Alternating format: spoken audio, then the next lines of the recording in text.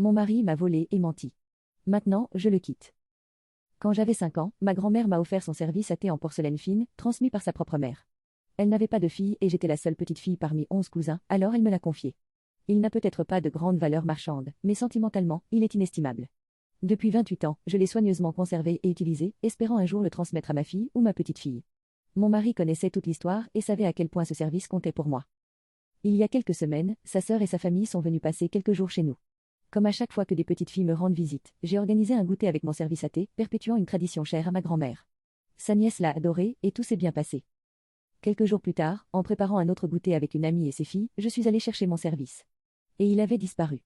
J'ai retourné toute la maison, fouillé chaque placard, chaque tiroir. Mon mari m'a même aidé, insistant sur le fait qu'il était impossible qu'il se soit volatilisé. J'étais bouleversée. Il a tenté de me consoler en promettant de m'acheter un nouveau service, mais il ne comprenait pas, ce n'était pas un simple objet, c'était un morceau de mon histoire. Puis, un jour, je l'ai surpris au téléphone. Il disait qu'il valait mieux le ranger quand nous viendrions en visite et de dire à sa nièce de ne pas en parler. J'ai compris tout de suite. Il l'avait donné à sa sœur.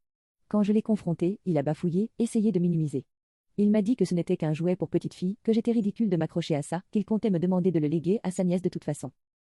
J'ai immédiatement appelé ma belle-sœur et lui ai ordonné de me le rendre. Elle a refusé, alors j'ai contacté mon frère, qui vit près de chez elle. Il est allé le récupérer de force. Ensuite, je suis allée déposer une plainte pour vol. Mon mari, furieux, m'a insulté pendant 2 jours, mais quand il m'a vu faire mes valises, son ton a changé. Mais c'était trop tard. Il n'a pas seulement volé un objet, il m'a trahi, menti, manipulé. Je ne peux plus lui faire confiance. Mes frères viennent demain pour m'aider à partir. On réglera le reste devant un juge.